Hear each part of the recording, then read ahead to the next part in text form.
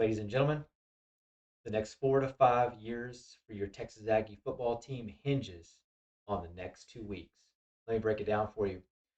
We've got a coaching search coming to conclusion, transfer portal opening, and we've got players that are going to be deciding whether or not they're going to stay or they're going to enter. Fortunately, we've already had a few in the 2024 class decommit, and we've got one already in the transfer portal, Raymond Cottrell. Now, rumors are flying that Evan Stewart is in there as well. This hits home. This hurts. But let me say this: this was bound to be something that was going to happen because at the point when we decided to move on from Jimbo, it was inevitable that something like this was going to happen. So the impact from this is something I really want to dive into. It makes a lot of sense when we're going to be deciding what coach to go with next. I hope that we've done enough in the last, say, 3 to 4 years to make sure that we can hold on to the large portion of this team and keep this going on because that's going to have a large impact on the next coach and how successful they can be. So this one hurts, y'all. He's not in the portal yet. The rumors are just flying. They started on message boards, of course, which makes it difficult to talk about just because of all the speculation and the hearsay. But these things do tend to have a way of coming true. What I'd like to say on this is that he's been very vocal about being an ag. He seems like he's wanted to. He's fended off a lot of pressure, but this may be too much. This may be too much. And in what 10 games last year, 600 yards, a couple TDs. You may not feel like this is the biggest loss. It's going to hit the headlines because it's going to be a 5 star if he does hit the portal and finds a landing spot. But can we replace him? Have we developed him? This could be another fallout from the Jimbo era, y'all. Maybe it was better that we went ahead and moved on as quickly as we could. We've got to pull that band aid and we've got to regrow. What I'm hoping, though, is I'm hoping he stays around. I'm hoping that the relationships that have been built with him and others are going to be wildly more important than where they think their sunnier horizons are, where they think the grass is greener somewhere else. We're going to find out whether or not NIL is just a joke, if it's real, or if it's just an aid. I've always speculated that it's just a support system. It's been my thought. I've always thought relationships had much more to do with it. This is why I've been so high on E-Rob, Elijah Robinson, a guy that built relationships really well. He's recruited the New Jersey area fantastically, and guys love him. This was a strong suit of Jimbo's. That position rested soul, but he was good at building relationships. He was a player's coach. No doubtly, we're going to need somebody that can replace that at some level. And of course, we're going to want a few other things to go along with it. But if these rumors are true, and Texas fans would love for them to be true, they've been trying to get a hold of this guy for at least a year. They thought his landing spot was originally supposed to be Texas. He shorted them, came over to us, and they've been thinking that he's going to join Jonte Cook for as long as they can remember at this point. However, the favorite landing spot seems to be Alabama, but so early on with speculations. Again, he's not even in the transfer portal, and I'm no Billy Lucci. He'll let you know, right? He'll be the one to tell you when it happens. Again, all I can take on Billy is to say, look, the hair's better, okay? A new fresh fade, and he's got the shag again. So I'll wait for him. I never pretend to try and be an insider on this channel, y'all. If this is your first time, you're listening to the Aggie Central podcast, and this is just my opinions. Okay, so I'm not trading on an insider. I'll wait for all that, but I want to give you my take on everything, give you a fresh perspective. So again, Evan Stewart, man, what could we do to also keep him around besides the relationships? A win at LSU would go a long way, but the speculation is there that he's not going to play, and that's where all this began. He wore a jacket through with the walk up last week, um, not A&M colors, and that's when the rumor mill just started to fly. So they were already speculating that he was heading somewhere else, that his mind was in a different space. And then here we are, just a week later or so. Um, yeah, a win at LSU would be huge. A win at LSU would be huge. So let me break that matchup down for you and give you my preview. I'll give you my prediction. If we can go out and get a win at LSU, go 8-4, I know it'd make me feel a lot better. Probably make you feel a lot better. And anybody that's down in the program to see 8-4, and then maybe go find a bowl win and make it 9-4 on the season would again go a long ways. But we've been saying this for a number of weeks, um, leading up to probably the Tennessee, and then going into Ole Miss. Didn't get wins there. Found wins against Mississippi State and of course against ACU. But here's what I want to do. I want to give you some hope. So I'm prefacing that, right? Because I want to try and make a case for this before I tell you more about LSU. Okay, I'm going to tell you as much as I can about them. But what if your Ags are a top 25 team and they're just being left out? They got one vote for the top 25 this last week in the AP poll. So what I want to do, I want to make a case. I want you to listen closely, okay? Because I'm not saying this is the way it should be. I've got my speculation that doesn't feel like this. So whenever I say and the top 25 team, I'm not here trying to say this is exactly what I think. But let me try and make the case, and then you make up your mind. Maybe something will move you, maybe something will change your mind.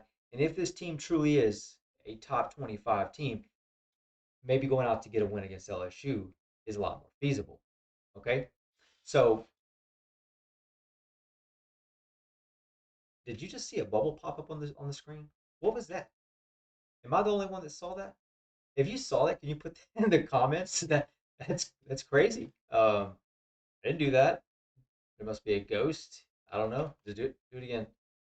Okay. See, something about putting my thumbs up is whatever. Who knows? Crazy, crazy. Almost as crazy as I guess trying to make this case about A&M being top 25 team. But here's what I'm going to do. Here's the criteria. Any team that's in the top 25, I've got to show you that A&M is better than one of those teams. Any team that's outside the top 25, I've got to show you that one of those teams is not more deserving. Fair enough. Those are the two things that's got to be done. All right. So I'm gonna go through the top 25. We're gonna see which teams we think we ought to be able to replace, and we're gonna look at those teams outside. So start with the top five. Right now, I'm not even gonna try and go at these teams because if I did, I lose all credibility. There's no way top five teams are even in conversation, right? So, um, Georgia, Michigan, Ohio State, Washington, FSU, gone out. Not even gonna try and do it. Go ahead, take number six, Oregon, with you, and you might as well go with Texas at number seven too. Okay. All right. Wait. Back up. I want to say a little something now. 10-1, very, very, very respectable. Okay. But winning your last three games against K State, Iowa State, and TCU by a combined total of 16 points, you're cutting it close. You're making me think a 2022 TCU type situation, right? Now you squeaked by Houston uh, by a touchdown, and this is a conference whose win totals are inflated by adding these four G5 teams. They've been cannibalizing themselves. This has led to an inflated rankings, right? This has happened. Um, so y'all deserve some flack for that. You're at number seven. You deserve some flack for that. Okay. So am I hating? Maybe. But here's the deal. K State is inflated. I believe this. Here's who they've played. Um, Southeast and Eastern Missouri, Troy, UCF, Houston, a way down TCU and Tech team, and you get to play these G5 teams in conference. And let's not forget about Baylor. So that's just another quick look. These are the teams that Texas has played, and your lone ranked matchup, K State. That's what's been bolstering their ranking. Okay, Troy, UCF, Houston. Again, y'all are playing a bunch of G5 teams. It's inflated the win total all up because you're cannibalizing all of them. So yeah, K State's inflated. Now, are they top 25? Yes, they are, and that's my point. Yeah. Okay, that's example number one. How you feeling? You think maybe we should be able to replace K State with that record? All right, hold on. Just hold on. Let me continue to make the case. If we move the needle just a little bit with the Wildcats, then maybe we can do that with a couple more teams. Okay, so let's move on. Let's get a little bit more in here. Now you got Bama at 8. Okay, we lost real close to them, 6 points. That's something. I'm not saying replace them, but heck, we lost the number 18 by 6 points. Okay. Now, that's with a backup QB, right? Now, you got Louisville, Missouri, Penn State, 9, 10, and 11. I got no beef with y'all. We shouldn't replace any of them. Now, Ole Miss is at number 12, a team we led with 4:34 left in the game. So we led the number 12 team. Now, we eventually lost by 3, again, with a backup QB, and that's case number 2. Again, not saying replace either one of those teams, but hey, got to provide a lot of context in these things.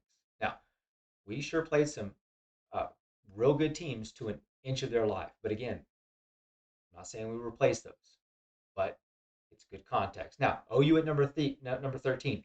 Good job. You beat Texas. You can stay, right? Now, let's comp on these eight and threes. Okay, so let's do some comparisons.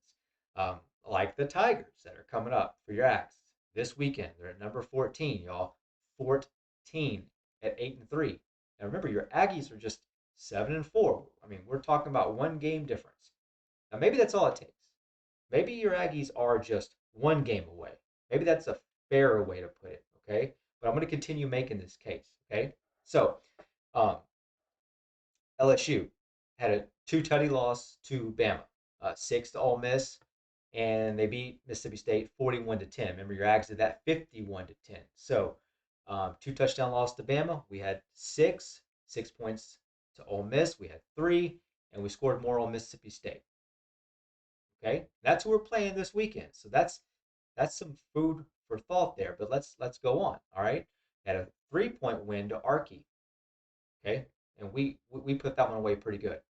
Now, I'm not a transitive property fanboy, so to say, but I'm warming up. All right. Then you got Oregon State, you got Arizona, Notre Dame, Okie Light, all have 3 losses. Now, those are coming in at 15, 16, and 17, and 21, respectively. So they're all right along K State at 19. Now, filling in the gaps 10-1 Tulane at 18, 9-2 Iowa at 20. Then you got Liberty, Toledo, and James Madison rounding out the top 24. Okay.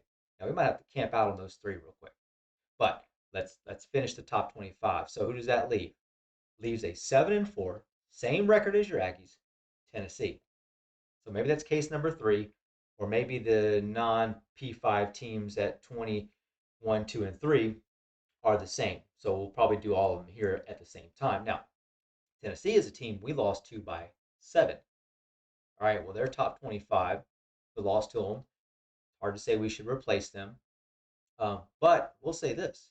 We held them to 17 points less than their average offensive output. They only put up one TD the whole game, one offensive TD, excuse me, right? Because one of those was special teams, which is going to get into my keys for the LSU preview. Now, here's the deal. Maybe we replace K State, um, Arizona, Notre Dame, Okie State, and if not, surely we can't replace one of those. Maybe Liberty, Toledo, or James Madison. Fair enough? Fair enough. Go ahead, think about that while we have the nice clock that's playing for us. Not sure if you can hear that. My mic has been usually filtering a lot of this stuff out, but it still happens from time to time. I can't do anything about it. The clock just goes off when it wants to. It's got a mind of its own. It plays a nice tune. I deal with it. You might have to deal with it too. So we'll see. Now, from there, um, yeah, I think between Liberty, Toledo, James Madison, you're going to have a hard time convincing me that we should not be one of those teams inside the top 25. So, no disrespect to those last 3, but come on. Would those teams be vying for a conference championship in the Big 12 or the ACC, uh, Big 10, much less the SEC? Really? Okay. So, if the answer is yes, check your head and think about enrolling in Texas. They've been using the same logic to prop up the Big 12 for a decade, okay? Whole decade. But considering the context of A&M's wins and losses I gave you, does that convince you we should at least have one of the last 3 spots occupied by those Power 5, non-Power 5 teams? If not, maybe, for instance, an Ole Miss or a K-State, probably more so likely a K-State since we haven't lost to them. And all those are solidly inside the top 25. So maybe that does convince you Um, but I've not made the case yet, right? You got to hold me to this. Here's what I said I was going to do: find some in the top 25 that we could replace, and make sure that no one outside the top 25 is somebody who wouldn't do a better job of replacing them. So I haven't done the job yet, not fully. I will, I promise you. So let me keep on with this. Um, let's look at those teams outside the top 25. And the number one team outside the top 25 is NC State. They received 66 votes by the AP poll to be a top 25 team. Just not enough to be in, but it's 65 more than A&M. 65 more. We only got one vote for a top 25. So if anybody should be in the top 25, it should be them. Out of anybody that's outside, it should be them. So let's look at them. Now, why should they be in the top 25, or why are they getting so many votes? Well, they're 8-3. Um, so presumably that's why. And fair enough. Okay. I mean, I am impressed with wins over UConn, Marshall, and VMI. You know, you've heard of VMI, right? Right? The Virginia Military Institute, right? You've heard of them, right? Me too. Um, Clemson, Miami, Virginia, Wake Forest, all in the bottom half of the ACC are where they've gotten their wins from. Okay? Now, surely they lost closely to Notre Dame and Duke, right? Those are their lone ranked matchups. But how about a combined total of 42 points? 21 points per opponent is what they lost to Notre Dame and Duke. Okay? They've had two matchups. They lost both of them together by 42 points. Have I got your attention yet on this? Okay? Let me have your attention. Now, if I'm going to be fair, and I'm going to be fair, I am really need to break down now A&M's as well. That's the fairest way I can do this. So here's the truth: A&M has 3 out of conference wins, cupcakes, right? They are what they are. Miami's not a cupcake. I'm not counting them, even though we lost. Okay. Now, 4 other wins that we have so far, we got 7 wins, come from in conference. 3 from bottom 3 teams in the West. Okay. That's what Mississippi State, Arkansas, and Auburn. I'm laying it out here. I'm being fair. And then the 4th win is from South Carolina in the East, and they're basically a middle of the road East team at this point. So those are no more impressive than I would say any of the wins that North Carolina State has got. Fair enough. But against 3 top 20 ranked teams, the Aggies have only lost by 16 points. So 3 ranked matchups, a total loss, combined total, 16 points. The Wolfpack weren't even in the games of the matchups that were ranked. They lost those by 21 points each. Aggies lost by an average of 5.3 points. You hearing me? Okay. So they lost by 5.3 points. NC State's average was 21. Okay. Now, again, if that's the best the top 25 has, according to the AP poll, it feels like I've made the case and it's in the bag. Okay. You can disagree, but I think what you may have here is a top 25 team. I think it's absolutely possible. I may need one more win to make it feel more convincing. All right. So where are you at? I mean, I know, and if you're like me, it does not feel like we are a top 25 team. So I want to put that out there. It does not feel like we're a top 25 team, but I'm trying to let the data speak for itself. I think it's possible that there is some bias that goes into these things, and that's always happening. Every year it's happening. The whole idea of a Toledo or something like that being in there, I get it, but who really thinks those types of teams would go through the West and not have more than 3 losses, or be in the bottom of the conference, just like an Auburn, Arkansas, or Mississippi State? Come on, y'all. All right, there's no way these teams are going to go hold up against those schedules, and if they play that schedule, they end up with much much worse records. So now let's focus on LSU, right? So maybe LSU is playing a top 25 team and they're number 14. Okay, so let's take a look. Let's take a look at this team. I'm worried in some ways, in others I'm not. I definitely see some opportunity as I'm looking at this team. I watched them play Alabama real close, watched it multiple times. I definitely think there's a game plan out there that does lead to us winning. What kind of percentage would I put on that? I don't know just yet. Let me take you through all of this first, let you decide, and I'll give you mine at the end. Let's start with offense and let's talk about what they got. What they got. Here's the scary part, y'all. And I want to point out two guys right off the bat. Um, I don't think that they're channeling their 2019 all the way and the receivers they had back then, but Neighbors and Lacey are somebody we're going to have to watch out for. These are the ones that give us the nightmares that we've had all season long. This is going to be a matchup issue for us this game if everything holds true that's been true all year long, right? So we have seen some growth from Harmon. Tyreek Chappelle, again, he looks solid. But in the backside, we've had a tendency to either miss or drop a coverage, especially when DeBerry was playing corner. Maybe Harmon's going to be up to the task on his side this week, but LSU is definitely going to bring some variety to the table. Whereas when we played against Alabama, when we played against Tennessee, and in spurts against other teams, we've definitely had one wide receiver for the opponent that just goes off, right? We've had trouble locating the ball deep, had trouble getting our head around, and then we've had trouble just making play on the ball when it comes to these deep balls. And make no mistake about it, LSU is very good with their mid to deep ball. Neighbors and Lacey know how to get down the field.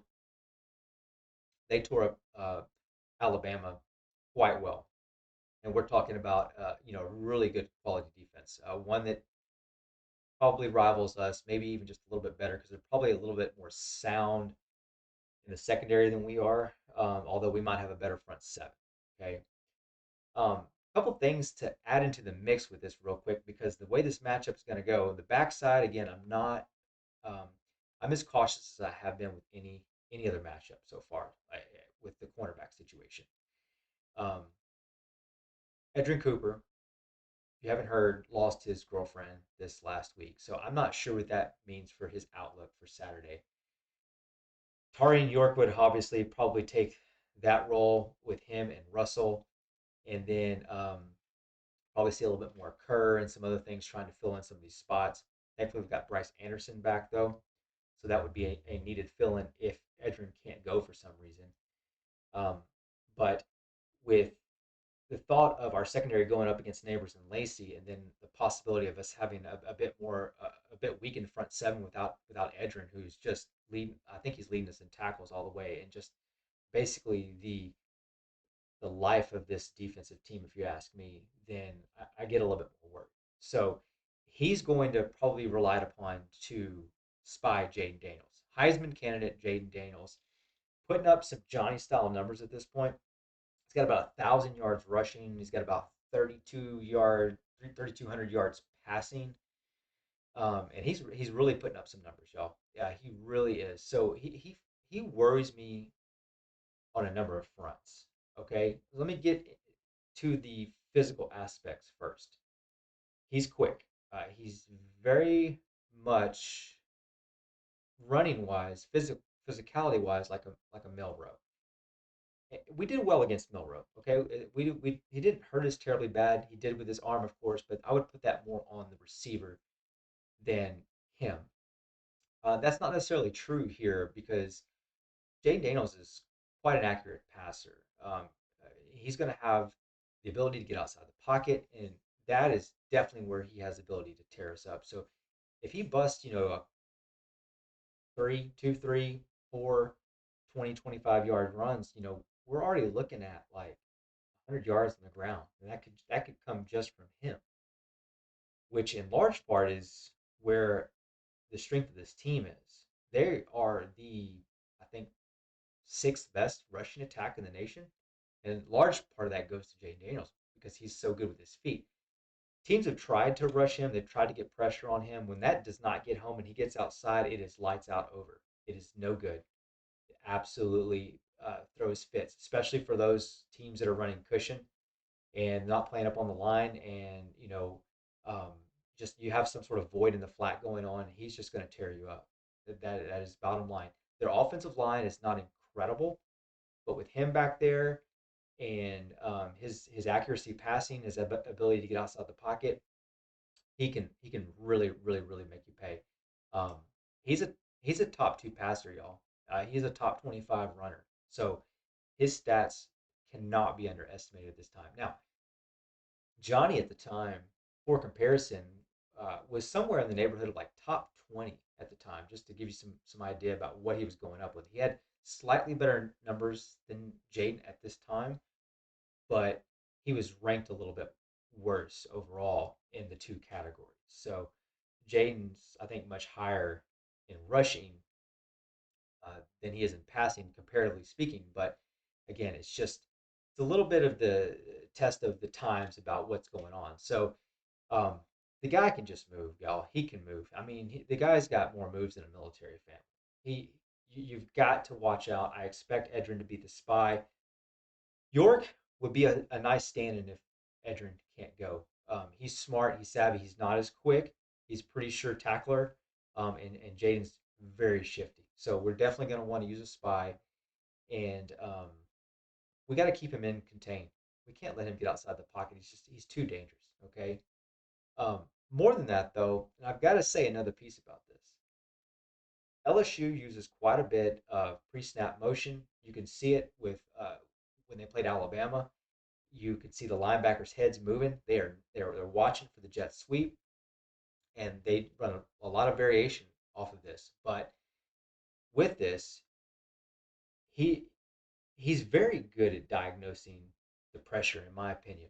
Something that we've been looking for out of our quarterbacks, and he's been really good at it. And so, based off the pre-snap motion, how the defense is shifting, he's really good at knowing where to go with the ball.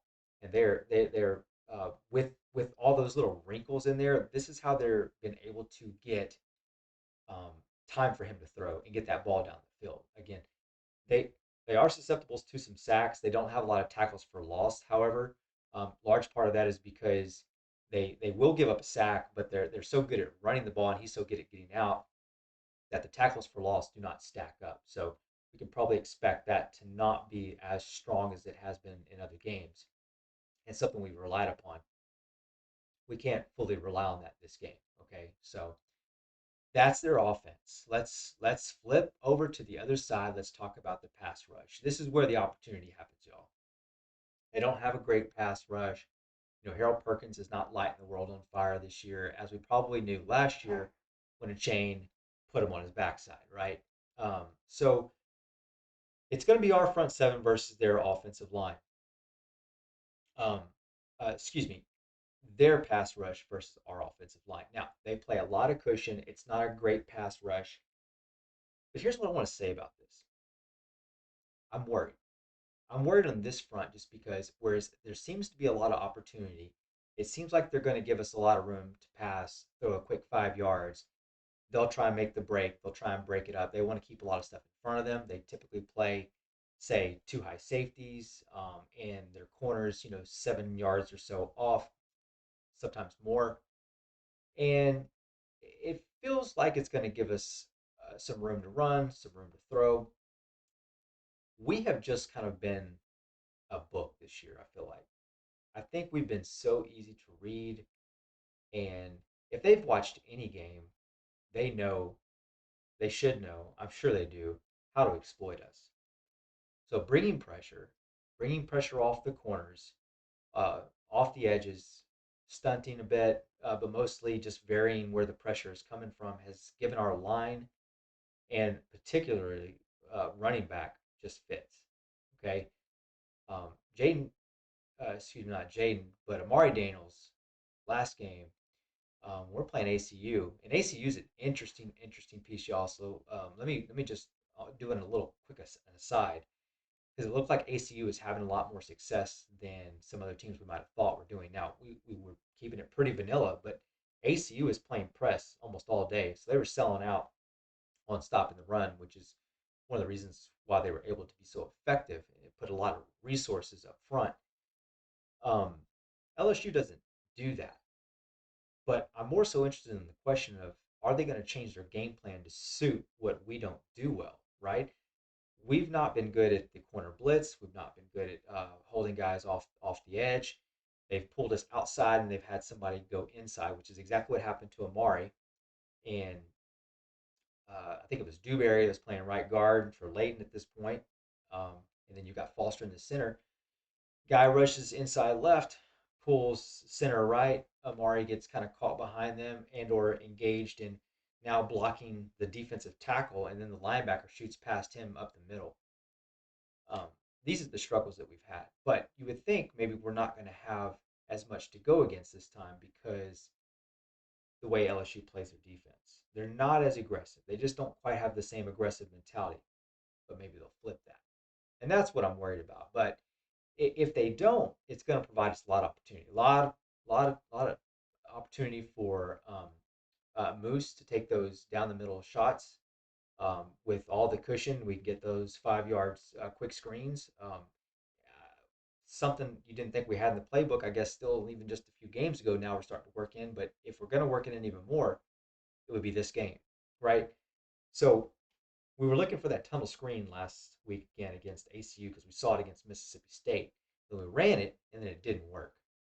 And I'd love to go back and show you that play because there's a big difference in running that tunnel screen. So you have Max Wright just off the edge of the left tackle. Then you have Anais just outside of him, I guess in the slot. I don't know, but essentially Max goes out immediately, blocks the receiver. Anais catches the ball this side of the line of scrimmage, which makes it a non-screen pass, technically, which says you can engage on a block, so it's not penalized this time around, and it works really well. Well, here's the deal: the guy that was on Max Wright was 10 yards off the ball, but when it came to playing ACU, they were like just 2-3 yards off the line of scrimmage, and so of course they darted inside and made that tackle. Big difference in that scheme. That play doesn't work like that without running in the right situation, and so we didn't tailor that at that particular time. We just thought, well, run the same play and hopefully you get the same results. Well, no, it didn't because it wasn't up against the same scheme. Okay, so this is a lot of what this is about this week. I feel good with Henderson. I'm thinking we just ride with him the rest of the year. That's I think give him the shot, see what he can do. But at the same time, Alabama had a lot of success with Milrow running the ball, doing the RPO, pulling, and he's a big, strong guy. Henderson can mirror a lot of that. He's got the wills for it, and because they play so much cushion, he's going to get some lanes to run. I'm hoping that we tailor our game plan to him, right? Let's make it so that we're going to exploit everything that LSU doesn't do well and everything that they give us. We'll see. We'll see if we're capable of doing that. It's in Rob's hands at this point. I do trust him, but again, still at this point in the season, the team is kind of what the team is. Can they pull a little bit something out at this time of year? Maybe. We'll see. Here's what I will say: this team, the case I made, they can win. They can absolutely win this game. And I tell you what we need to do. 20% of the points scored on us this year have come from the opposing defense or special teams, right? That's not good. That is not good. The key to this game is to limit defensive scores, special team scores, and if we do that, we have a really, really, really good chance of being in this game right now. I've got this one a close one. We're not playing at night. Last I checked, sometime. Oh, geez, is it 11 or 2:30?